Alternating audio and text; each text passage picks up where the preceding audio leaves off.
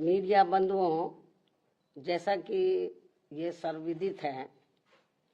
कि व्यापक देश व जनहित की कड़वी हकीकत के बारे में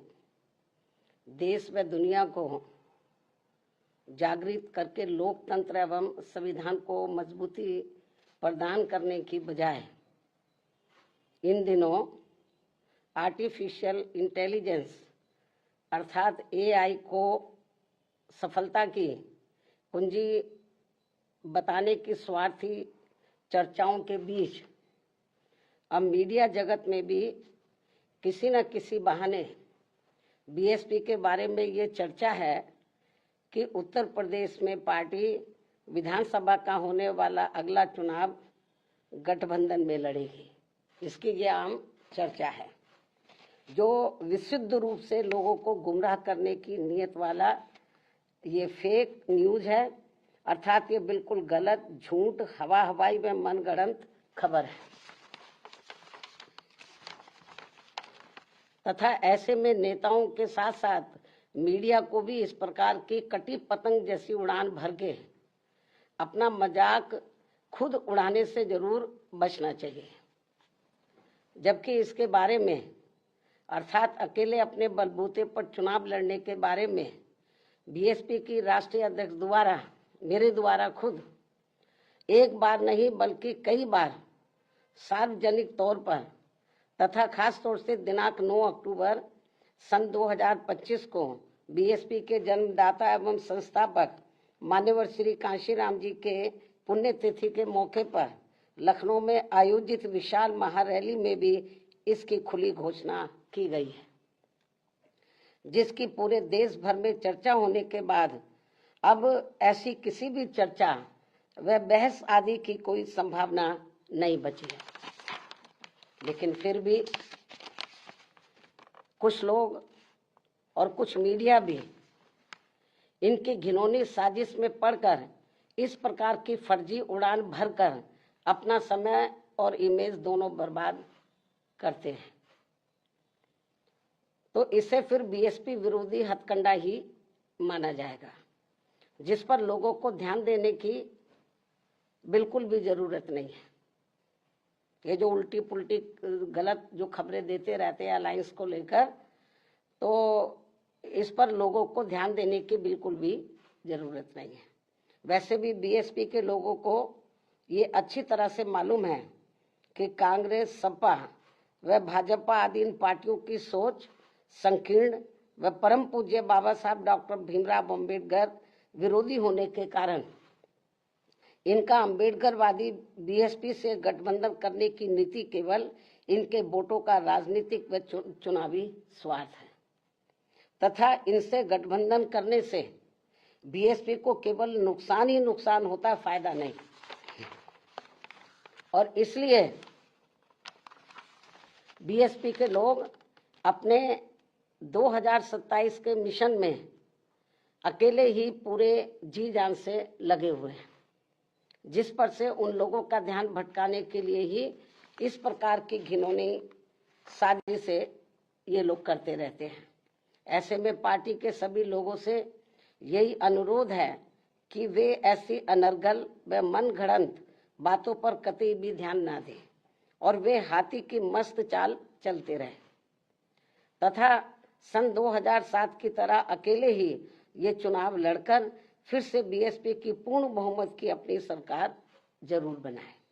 इसी प्रकार बीएसपी की राष्ट्रीय अध्यक्ष होने के साथ साथ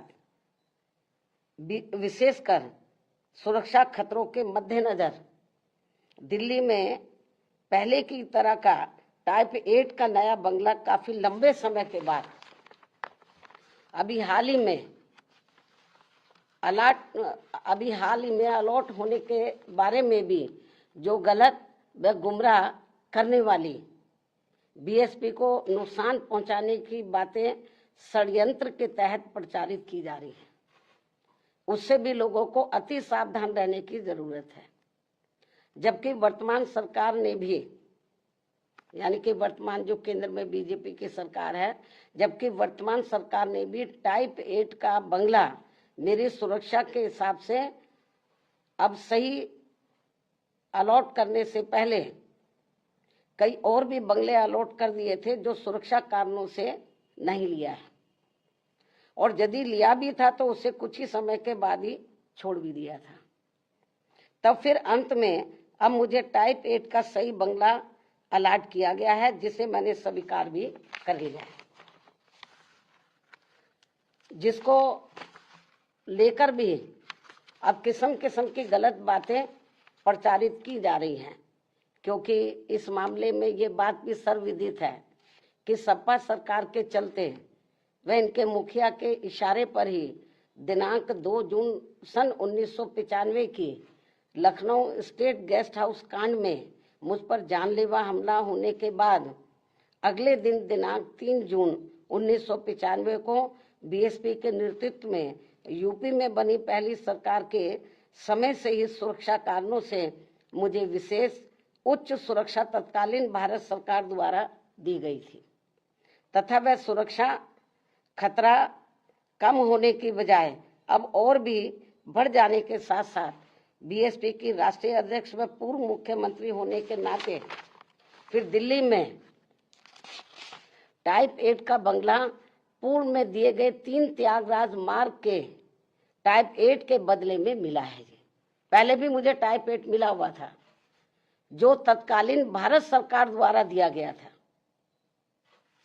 इस प्रकार पार्टी की राष्ट्रीय अध्यक्ष एवं पूर्व मुख्यमंत्री होने के नाते व खासकर सुरक्षा आदि कारणों से केंद्र में रही कांग्रेसी सरकार के समय से ही मुझे टाइप 8 का बंगला मिलता रहा है, तथा अब इसको लेकर किसी भी प्रकार से संकीर्ण व अति घिनौनी राजनीति करना उचित नहीं है। इतना ही नहीं, बल्कि जैसे जैसे चुनाव नजदीक आएगा तो विरोधियों के साम दाम दंड भेद आदि के हथकंडे तथा बीएसपी को सत्ता से दूर रखने के षड्यंत्र और भी बढ़ते जाएंगे, जैसा कि हमेशा से होता रहा है।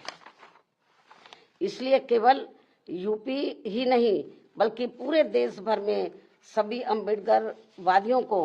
विरोधियों के दांत खट्टे कर देने वाली केवल एकमात्र अपनी पार्टी व उसके आयरन नेतृत्व पर पक्का व पुख्ता भरोसा करके परम पूज्य बाबा साहब डॉक्टर भीमराव अम्बेडकर के आत्मसम्मान व स्वाभिमान के मूवमेंट को मजबूती प्रदान करने हेतु मिशनरी भावना के साथ इन्हें पूरे तन मन धन से लगे रहना बहुत जरूरी है। ये मेरी अपील भी है। धन्यवाद। जय भीम व जय भारत।